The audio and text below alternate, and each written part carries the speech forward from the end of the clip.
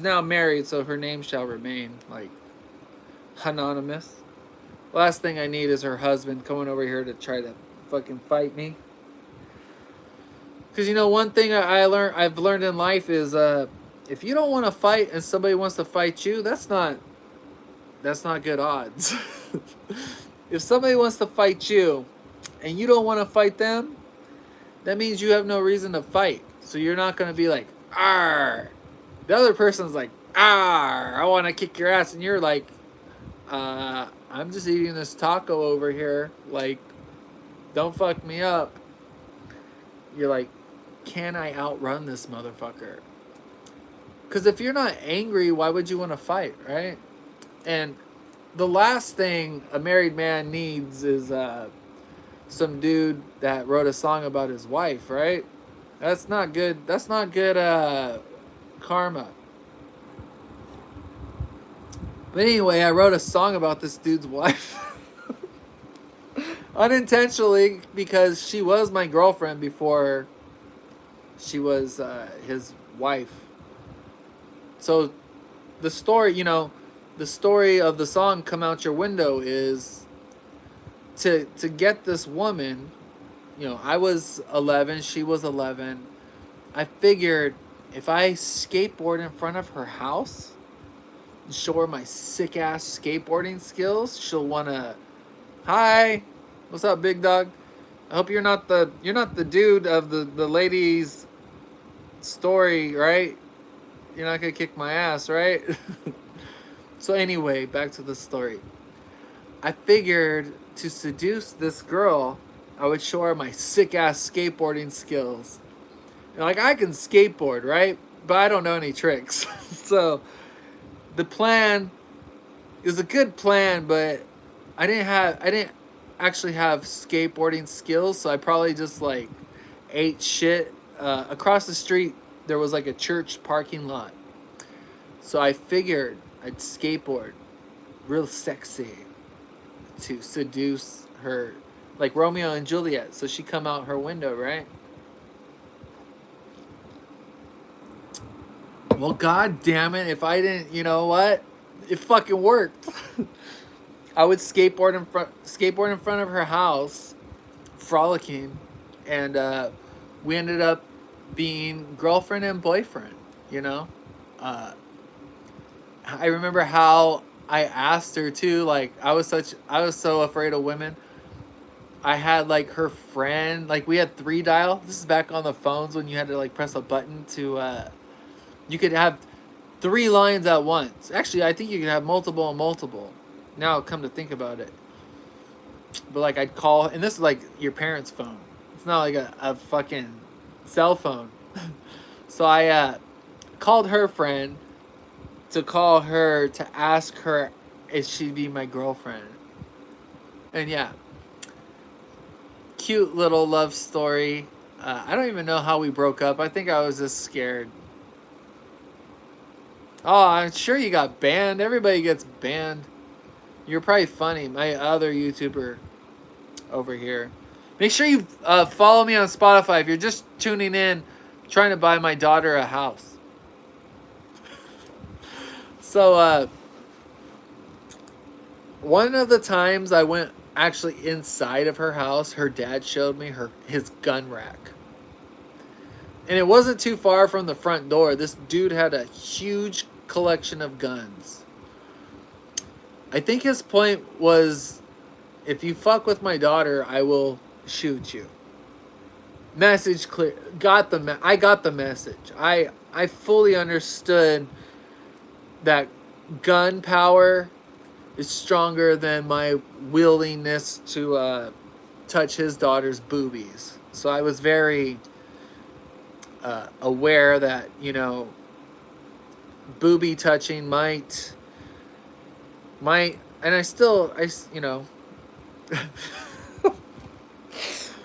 I guess I did risk my life for some boobies, you know.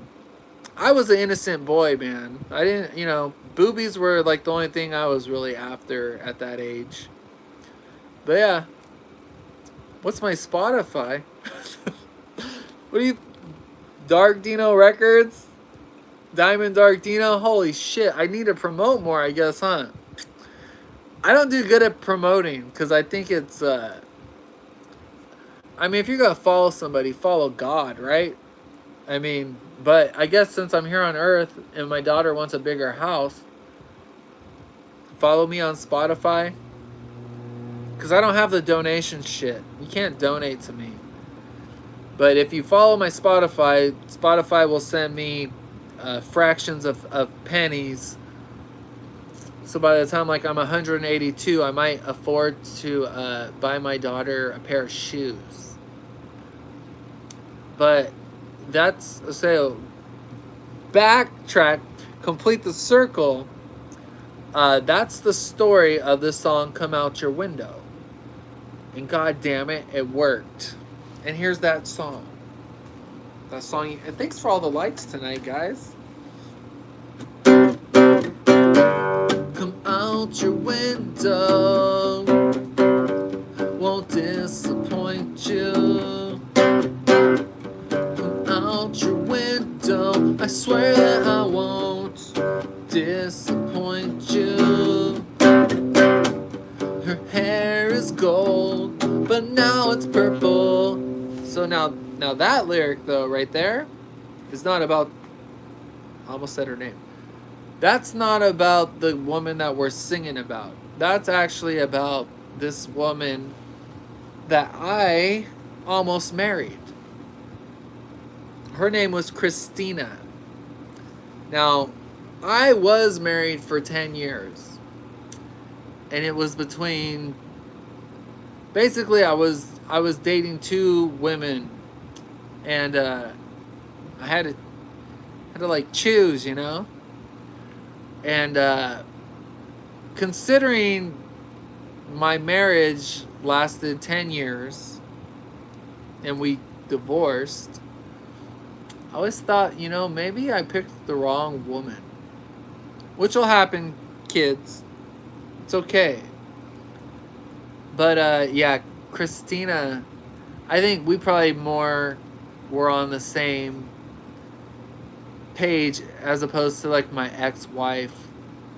I remember Christina, like as far as like being like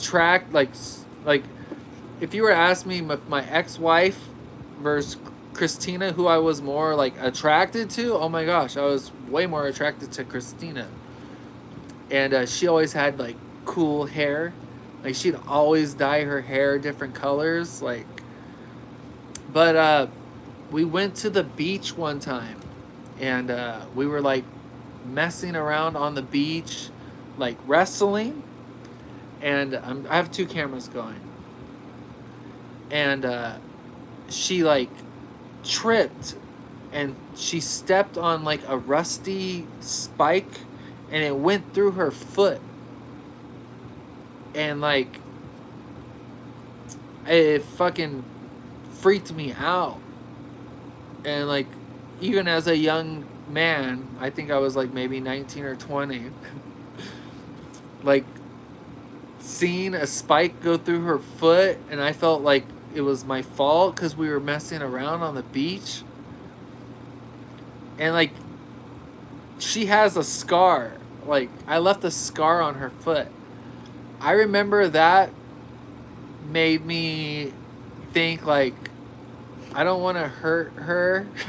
So I chose the other lady. And my son's birthday's tomorrow. Thank you. We're gonna do all kinds of celebrating. Look, I got the balloons all ready for him. There's more than one balloon. There's all kinds of balloons. Let me watch. I'll show you. Ow!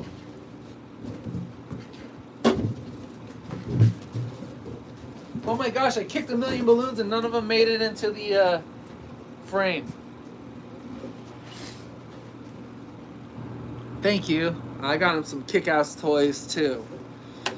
It's gonna fucking trip balls. My son's easy. Women are hard. Dudes are easy to make happy. It's just the truth. But yeah, probably should have picked Christina to marry instead of the woman I married. But that's okay. We live and we learn. Now, the woman I married right now, she's perfect for me, I think. I don't know. Check back in like 5 years from now. But yeah, Christina was probably,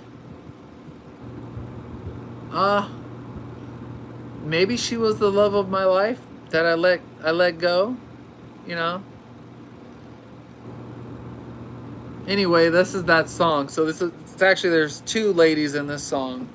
And Christina, if you're married to some dude, don't have him kick my ass. You know what I mean?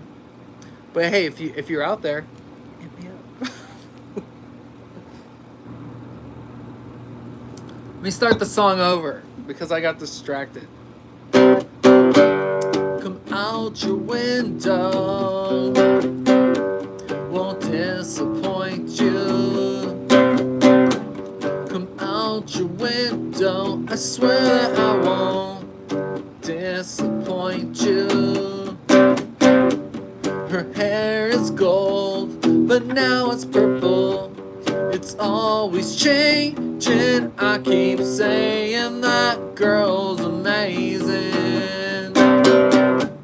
Come out your window, won't disappoint you. Come out your window, won't disappoint you. Just give me the chance and I'll take you somewhere. I really feel I can blow your mind. Give me the chance and I'll dye your hair. I'll make it the color acid lime. Come out your window, won't disappoint you. Come out your window, I swear that I won't disappoint you. I think acid lime. Oh, thank you. Like raising money. I need the money for charity. Didn't you hear my daughter wants a bigger house? I appreciate you though. That's very kind. I've been doing music forever. I do. Just Diamond Dark Dino. Just Google me. I'm talking to two people. I think Acid Lime is my favorite lyric I've ever written. I was thinking of colors and acid lime. This is considered like an acid lime. But yeah. Oh, thank you, Xander. Someone started following me. This next song, I wrote it before he passed away. I was going to my kid's school, and I don't watch Charlie Kirk content, but I had seen him on the internet. And on X, I got a notification that Charlie was shot. And then I saw the footage, and I was like, he's not surviving that. So like, there was a good maybe hour or two where they didn't know if he was alive or not, but I was already like, I figured with what I saw, there's no way he's going to survive. So my mind was like already writing the song because it was disturbing. We've had a theme where people, like when they tried to assassinate our president, people were like, "Oh, too bad!" Like just disgusting. Human life, to praise anything of death, like you're no longer human. Like for people to want others to die is crossing the line. I don't have any hate in my heart. I don't. The people that are mean to me, like, I don't wish bad on. Like, I don't want anybody to be hurt. I'm an empath. It affects me when I see pain. And I knew Charlie Kirk was not a bad person. And just all this hostility that the politics have created, um, it was just it upset me, and it just made me look at our world, just like, how disgusting, how crazy a world we live in, where somebody who's just talking, someone who's just talking, you're gonna take somebody out for just talking. And I've met Martin Luther King's guitar player, Jimmy Collier. Um, he used to play music to chill out the crowds before Martin Luther King would talk. And, like, that's another guy. I mean, more stuff will come out. Like, Martin Luther King, who knows if it's true or not, but he was into some shady stuff. Like, he was,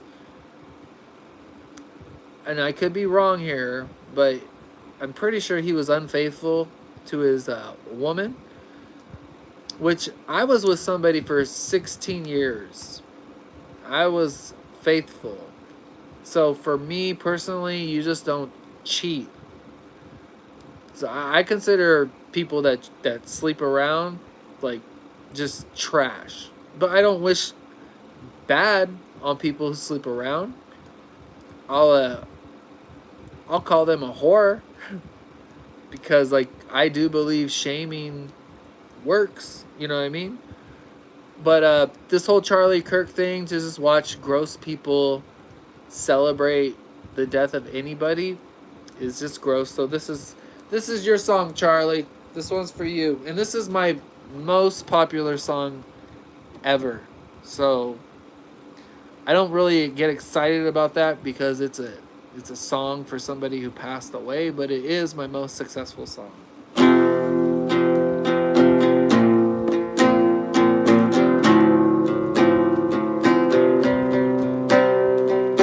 Goodbye to Charlie Kirk. He was an American hero.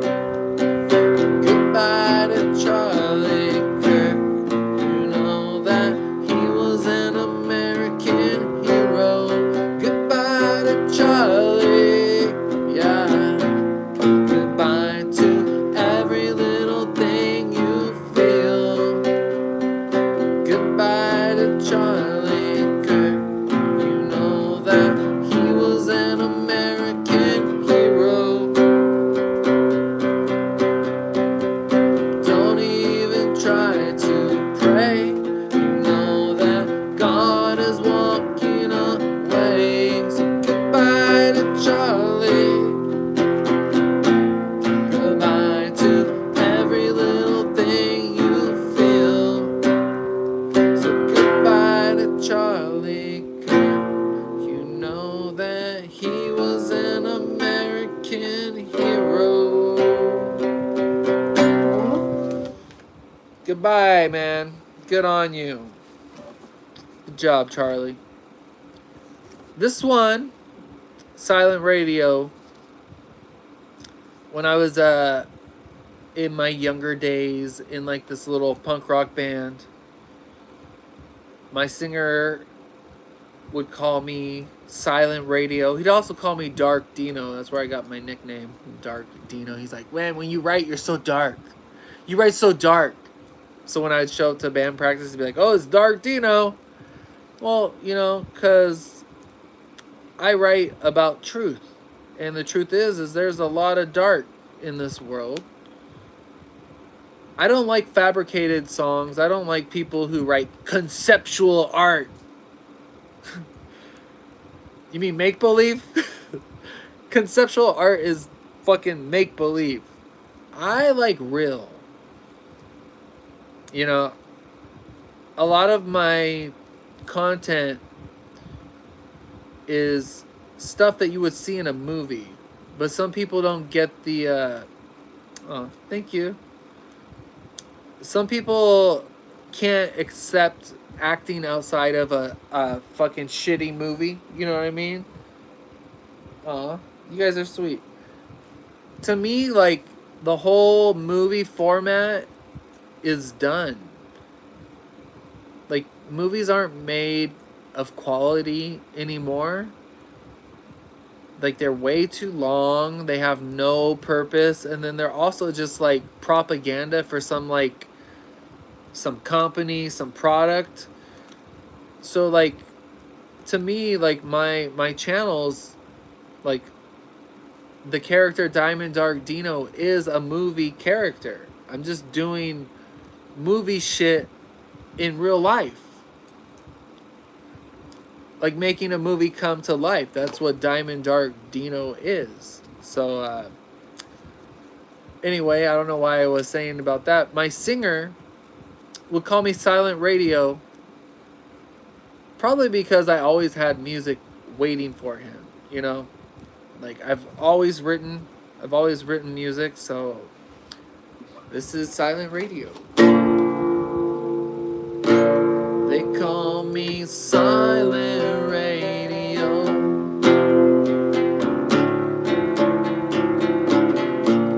They call me Silent Radio.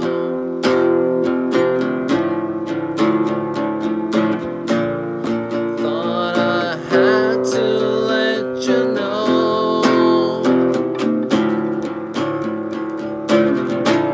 They call me Silent Radio. They call me Silent Radio.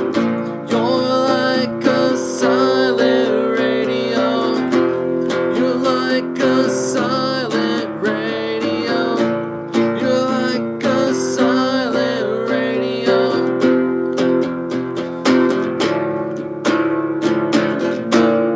I thought I had to let you know.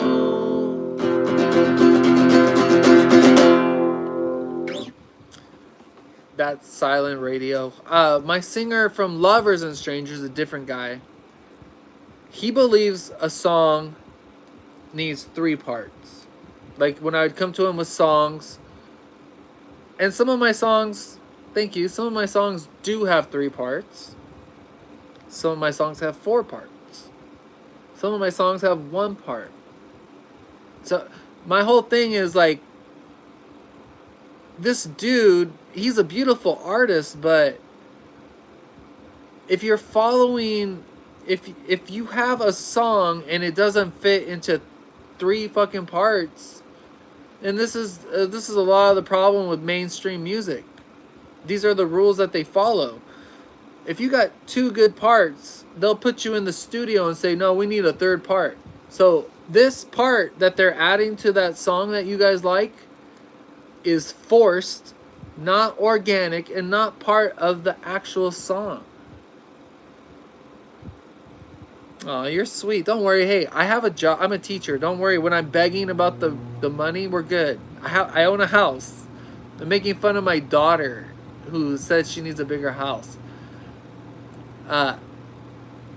I don't want to compromise my art and add a part that's not natural. Some songs are big, some songs are small. Some songs are short, some songs are tall. Like, it's not, you can't just fucking, that's what frustrated me so much about the Lovers and Strangers. The Lovers and Strangers singer is he has so much talent, but he is such a victim to trying to fit into this Hollywood bullshit. He's trying to impress the yuppies. Like, fuck the yuppies, man. Just write. Like, if he would spend more time just being himself and not what the industry standards are. But one thing you'll find in music is, like, singers are so insecure. The people on stage who look the most confident once they get off stage, they're in pieces. And I've worked with enough singers that, like, it's gotta be almost all singers, man. They put this front up. Like, I used to always tell, like, Ray, like, dude, like, if you saw what I saw, like, you should be so confident. Like, why are you not confident? And then why are you pretend confident on stage and you're, oh, that's cool. I don't like to talk a lot about what I do, but because I don't want people to come after my private life, but I've been a special needs teacher for like 13 years. Some of my students are in wheelchairs. Most of my kids, they cannot feed themselves. Like,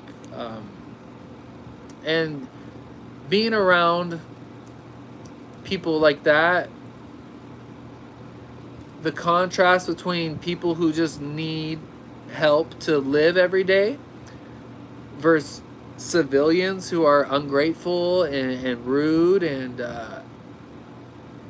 the music industry, common people, and then going to help kids who can't provide for themselves.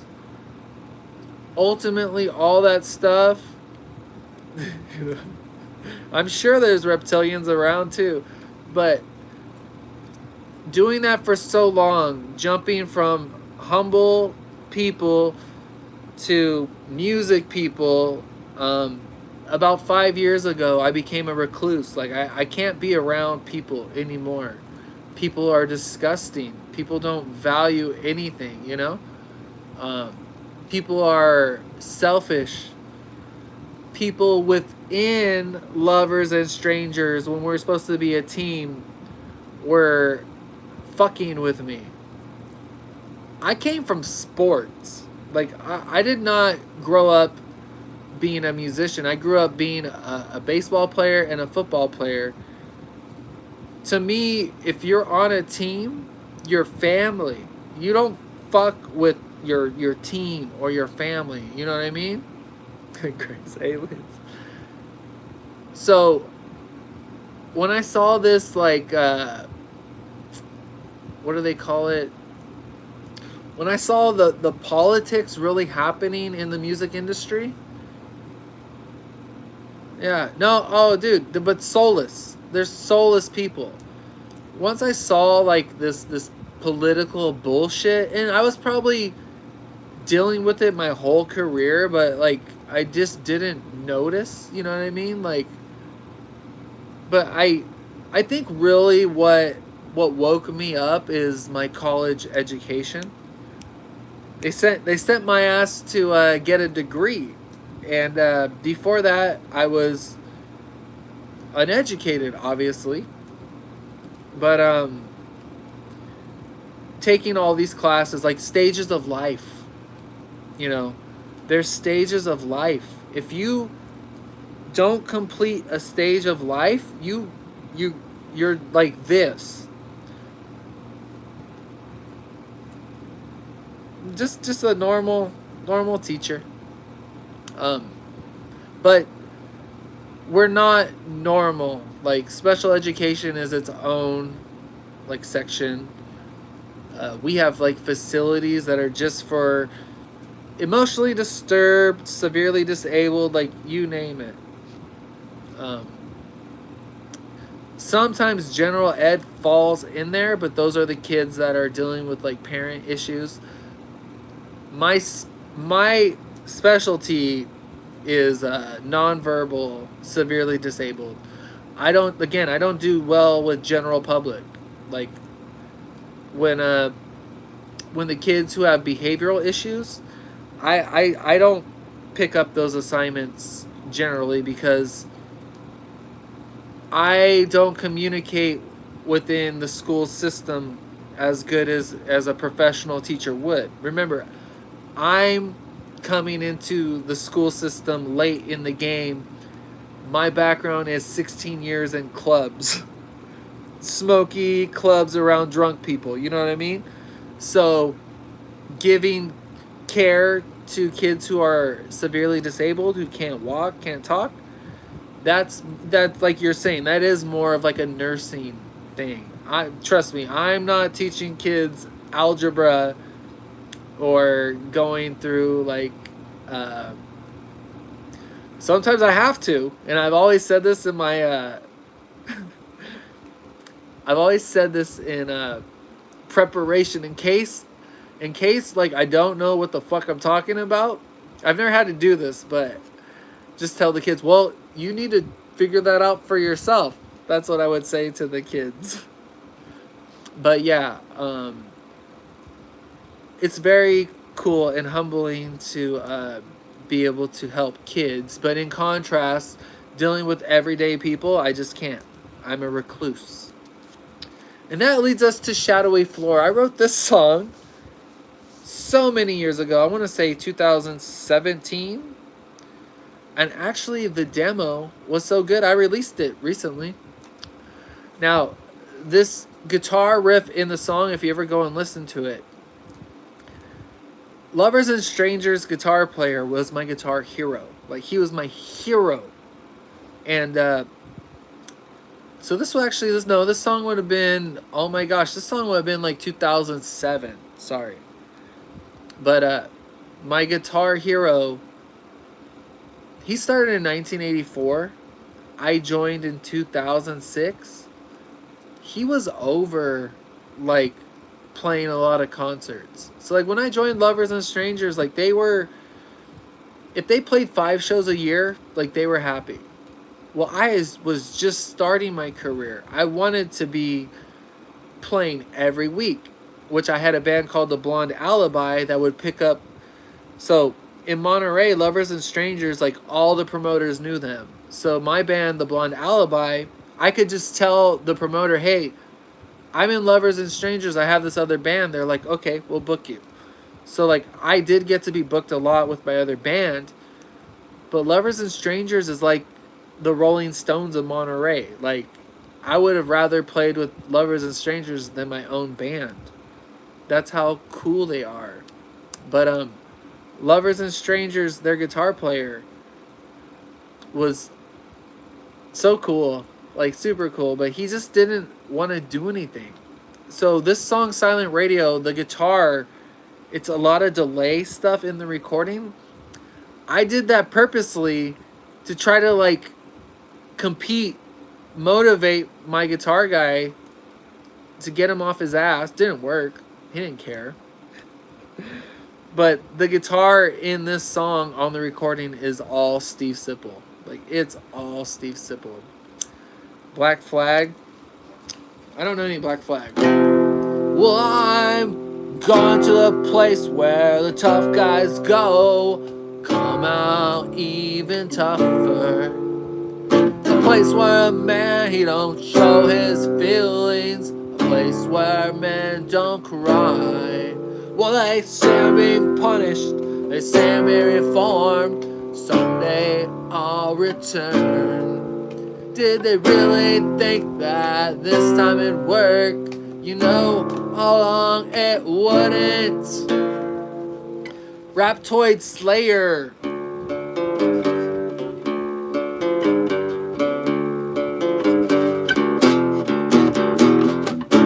Say you players, I'm the one to get my son to the Sandman.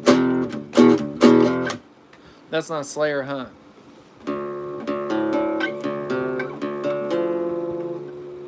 What's that South of Heaven riff? I used to know it. I met Carrie King in Disneyland, of all places. I tripped Carrie King out. You guys want to hear a story? So my sister's husband's a huge Slayer fan. I don't listen to garbage shit like Slayer. Slayer sucks ass. No musical talent at all.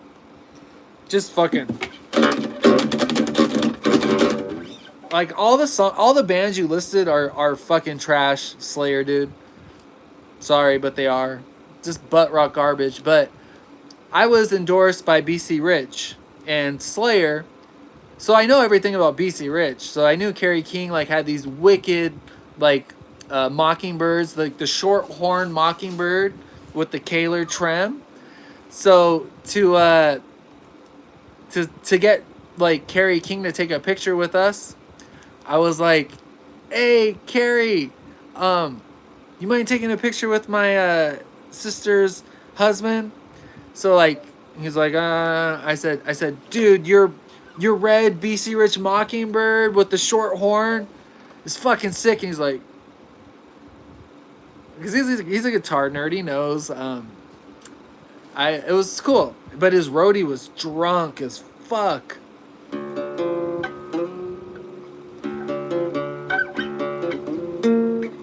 I hear.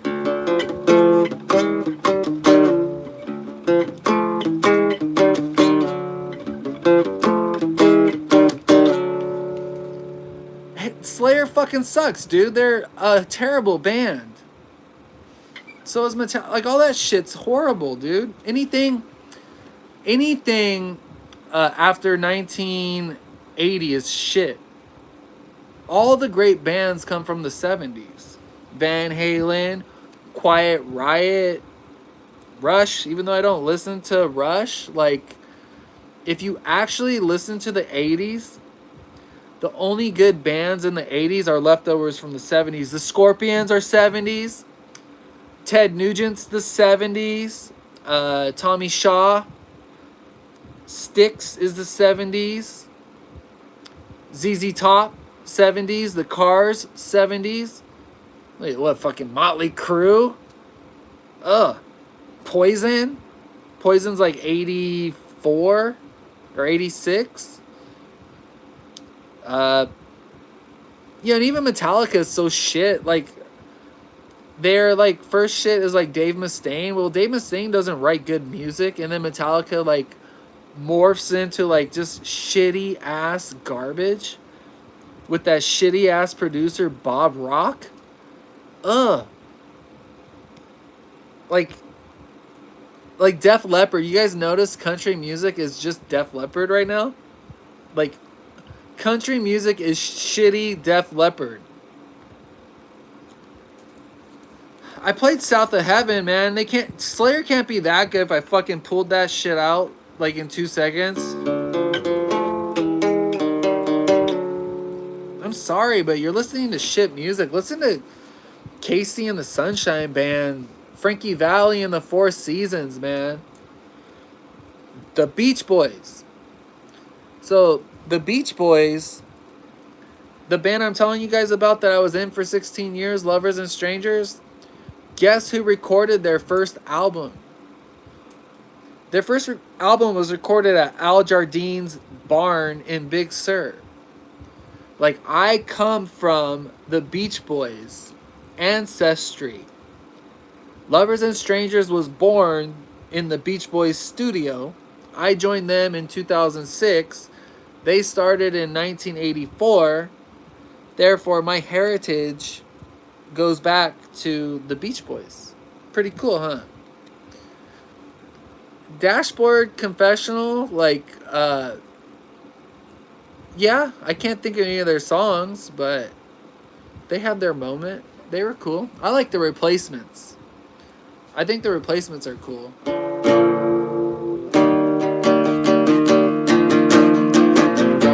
you a letter tomorrow. Tonight can't hold a pen. Someone's got a stamp I can borrow. Promise not to blow the address up again. I see you're high and lonesome.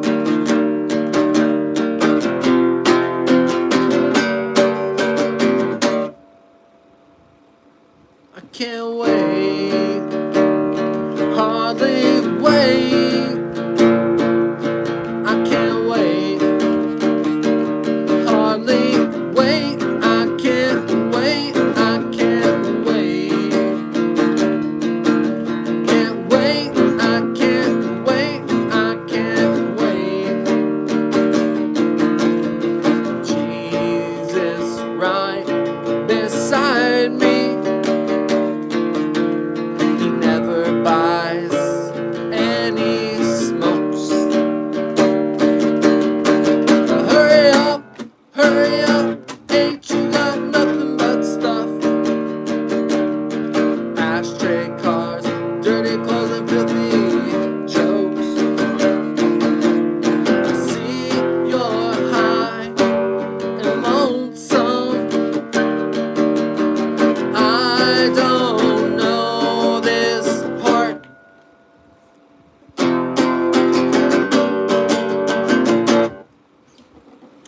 That's I Can't Wait. Aw. Aw, yeah, dude. Lovers and Strangers, they're available on the internet. Jimmy Eat World did have some good songs, man. Um, but yeah, the Beach Boys. Oh my gosh, the Beach Boys and Frankie Valli. My grandpa had the jukebox, and during the summertime, man, we would just drink Calistoga sparkling waters, and listening to all these harmonies, man. Good times. Oh yeah, so Shadowy Floor is this. Took some time to see I live for you. Not one to say I found my way. It's a brand new day to finally say what you want to. I believe that you're talking through me. I can see you're the light on a shadowy floor. If I fall down, I know you pick me up off the floor. You're the light on a shadowy floor. You're the light on a shadowy floor. It took some time to see I live for you. Not one to say I found my way. It's a brand new day to finally fucking say what you want to. I believe that you're talking through me. I can see you're the light on a shadowy floor. If I fall down, I know you pick me up off the floor. You're the light on a shadowy floor. Ray, to this day, I think Ray's one of the coolest guys ever in the music industry. Before I was in the band, yeah, Shane, dude, Shane was stationed in Germany in like the early '90s in the Navy. This is like they always make fun like the Navy is soft, right? Shane recorded like 2 metal albums in Germany during during his stay as in the Navy. So he's what was he really doing in the Navy, man? Recording music? More power to the Navy. If you're in the Navy, hey, God bless you guys. But they like the military always jokes with the Navy that the Navy is a little bit but so Lovers and Strangers has played like shows with everybody. And Peter Criss, the drummer from Kiss, when he was solo, Lovers and Strangers opened up for Peter Criss, and my guitar hero tells the story. So there was only one dressing room, right? And Steve's on stage, like setting up, not rehearsals, but sound check. And he says that Ray walks to the stage with like all his stuff. Steve Sipple, man, that's my hero. Lovers and Strangers is 80s. But yeah, Steve passed away in 2017, I believe. I lost my buddy. But dude, he's awesome. But how Steve would tell the story is Ray showed up on stage with all his gear, right? And then Ray goes, "Fuck this." So thank you. So then Ray ran back to backstage because what happened was Ray went to go change for the show, and Peter Criss told him like, "You can't come in the dressing room. The dressing room is mine." So Ray was like, "Okay, I guess I'll go to the stage." But then Ray figured, you know what? Fuck this. So he ran back into the dressing room and told Peter Criss, "Who the fuck are you? You're some shitty fucking drummer, you motherfucker." Chewed Peter Criss out. Um, Funny stories, man. Lovers and Strangers opened up for Chris Isaak, and during sound check, they're like playing hella. They're playing. They're like kind of punky, you know. They're like a cross between like Duran Duran and Blink-182. So and they like, for some reason, Lovers and Strangers like has all kinds of fucking crazy songs. Like they're a pop band, but then they'll like hit you with some wild shit. So I'm sure they were playing their wild shit, and Chris Isaak told whoever was running the show that Lovers and Strangers, they couldn't play with their electronic gear. Like they had to do an acoustic set because Chris Isaak was afraid that they would outperform them. But yeah, no, Lovers and Strangers in Monterey, Carmel, like they have a huge following. So much. I used to work at the Carmel Bakery in Carmel. So when I first joined Lovers and Strangers at the age of 20, I didn't know who the fuck they were. The city told me who they were. I was working at the Carmel Bakery. I got two stories about working and finding out about the band I joined. Like calling my dad, like, who the fuck are these guys? I was at the Carmel Bakery, and when I joined Lovers and Strangers. See, because Steve, they're all playboys. All of a sudden, these beautiful women start showing up to the Carmel Bakery asking me about Steve. I'm like, what is going on? It's like, dude, there's ladies showing up to my work asking about you, grumpy old guy that doesn't speak. And he'd just be like, oh, well, you know. Very flamboyant, like very like, Steve was like, he was always flying. Like he was in a different world, and just, he drank a lot. Okay? Steve drank a lot. In fact, I remember one of the funniest shit I ever saw. We're at rehearsals. Dude, he had tons of Riz. Grey Goose he only drank like expensive alcohol. And he's like, I remember him taking a shot of Grey Goose, and he just looks at me and goes, oh, it just takes the edge off. Like, what fucking edge do you have, dude? You're some rich dude in Carmel. The other time, which was not as fun as, so the ladies liked them, right? But obviously men would be jealous of them. So I'm working at Music Unlimited, setting up guitars, and some like old dude, like all bearded out, looks like a jazz guy, comes up to me. He goes, who the fuck do you think you are, man? I'm like, I don't know who this guy is, like some crazy guy, right? He goes, I should be the bassist for Lovers and Strangers. I'm like, what the fuck did I join? Like, some guy came to my work yelling at me that he should be the bassist and not me. Now, it's cool because I guess, you know, they had a following, but when you get the gig, they don't tell you, oh, no, they don't talk to you. I'm just the fucking kid. Like, they didn't tell me anything about their past. They don't go, oh, by the way, we're a famous band from, like, the 80s. They don't tell you that. Maybe they're like, expected me to know who the fuck they were. I didn't know who they were. You guys don't know who they were until I'm telling you right now. The singer swears, dude, the only reason I got the gig is because when they asked me who my favorite band was, I said the Beach Boys.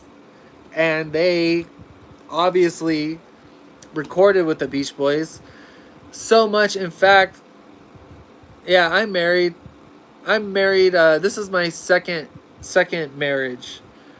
But like my first year in Lovers and Strangers, we played a show with Al Jardine.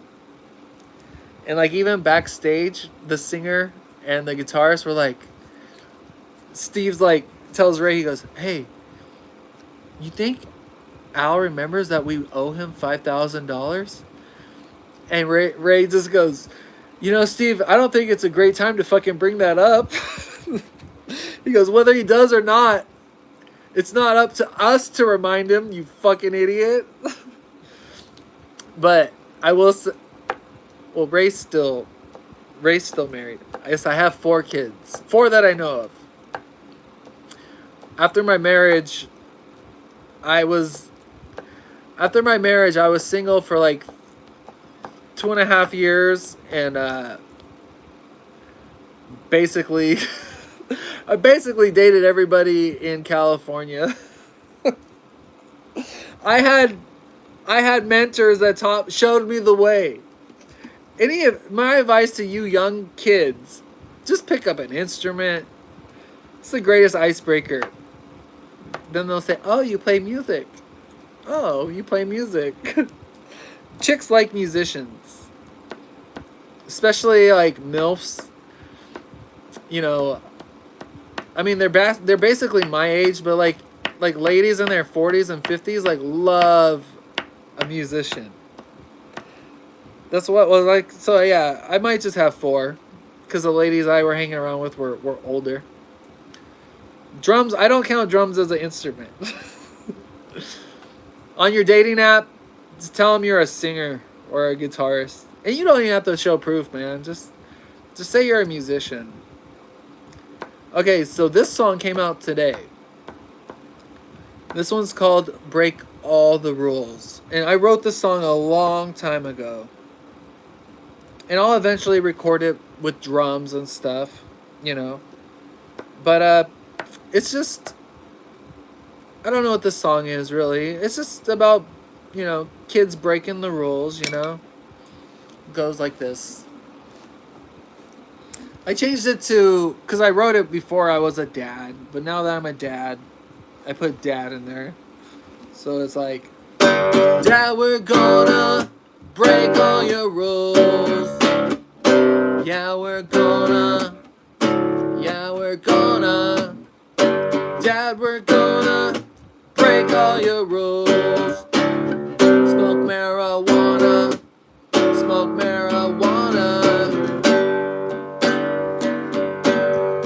Gonna break all the rules.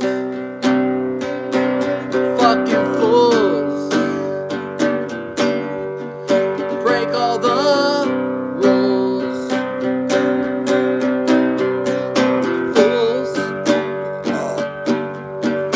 Break all the rules.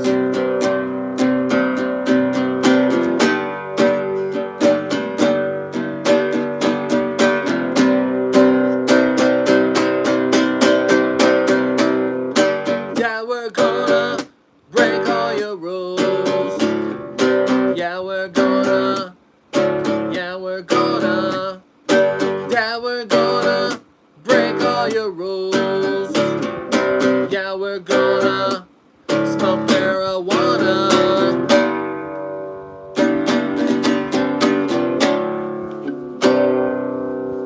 And that's all that song is. Now the last song, in closing, I got camera 1, camera 2. This song is the only song that I've written that has got to the radio, I think. This was on Vinyl Dynasty for like half a year in 2023. From November 2023 to like February of 2024. And then at the end of 2024, it did get back on the radio in Connecticut. This song is about my ex-wife. You know what the craziest shit was? When I was married, I didn't write love songs, which should tell you I probably wasn't in love, you know what I mean? You know, because I've already written love songs for my new wife. You know, because I'm an artist. I write what I feel. The songs that came out of my marriage were fucking chaos. And this was a song. So when we were married, I showed her this song. I didn't finish the song. And she's like, oh, that's the fuck. She's like, that's not nice. Song's called Crazy. Sire, dude, that's sick, man. Is it Squire or a P5? Sire. Is that a generic brand? I swear I've heard Sire or Sure. Squire, 5-string P bass. That's sick, dog. I still have a couple basses I need to finish in the garage. I got a nice BC Rich Mockingbird I gotta finish. Hi. Thanks for hanging out on both streams tonight, guys. But this song is called Crazy, and it's about Big Dog's 4-string bass. No, it's about chaos. And this is my last song, Frankie Tai Tai. Who's got the gold? Somebody light it. Well, fuck this, I'm gonna survive it. Another fight, she's out of control. Finding new ways to save my soul. So pack up your cars, pack up your clothes. What makes her happy, no one knows. Take this guitar, 'cause you never knew. True love was all I gave to you. You ought to know, it might sound crazy, but it's true. It might sound crazy, but it's true. I'm having a ball with you out of sight. I'm thinking that 2 wrongs made this right. So don't ever call me, 'cause I'm never alone. Not much to break in a broken home. All that I wanted was you by my side. You wanted cocaine, cool cars to drive. I'll take back my heart, 'cause you never knew. True love was all I gave to you. Girl, you ought to know, it might sound crazy,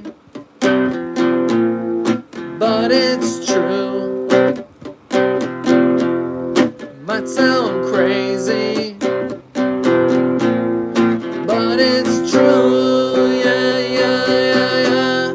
Might sound crazy, but it's true. Might sound crazy, but it's true. Yeah, yeah, yeah, yeah. Dude, I love Squires, man.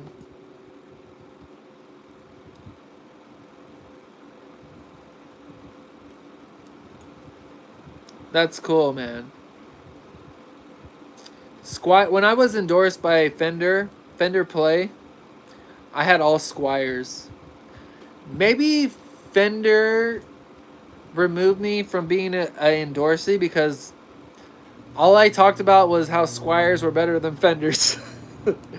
Maybe they didn't like me promoting their shitty guitars and wanted me to promote the expensive hunks of shit that they try to hack to the fucking public. It was either that or my Cheech and Chong inspired promotion. I don't know, whatever.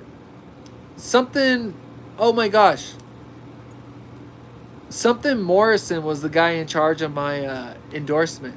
And I always wanted to ask him, but I never did. I wanted to ask him if he was related to Jim Morrison. Because his last name was Morrison. Probably not.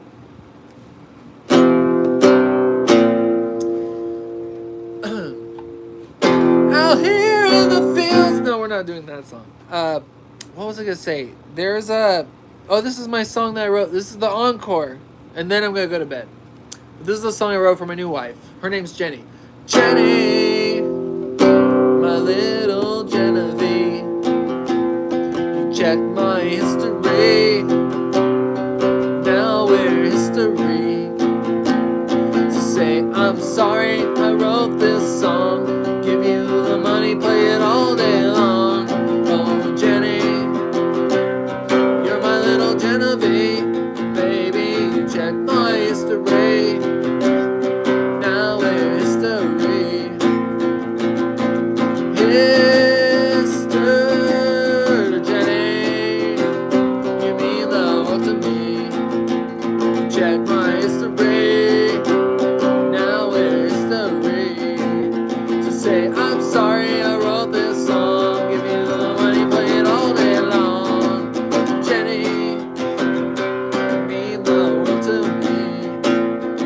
check my history.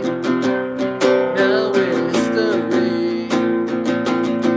History.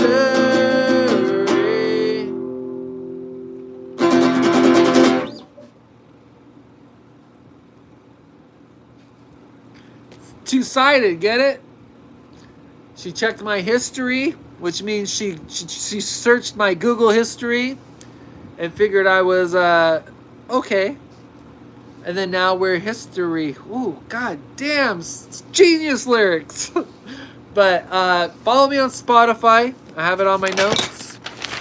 Spotify. I am Diamond Dark Dino. Actually, I'm Dino, but I play. Diamond Dark Dino is the guy that I use to promote my record company. Dark Dino is my stage name. Dark Dino Records is the company I made. If you guys ever get bored, I'm here. Just hit me up and I'll do a concert. This was super fun, guys. Probably one of the better concerts I've done. I tried to do a concert out in the garage, but I need to clean it up. So thanks for spending some time with me. I hope you guys have an amazing Tuesday. You know, Big Dog, thanks for being here the whole time, man. That was super cool of you, sharing stories, you know. Have a good night, guys, and I stream every night, so maybe we'll have another concert tomorrow. All right, bye, guys. Bye.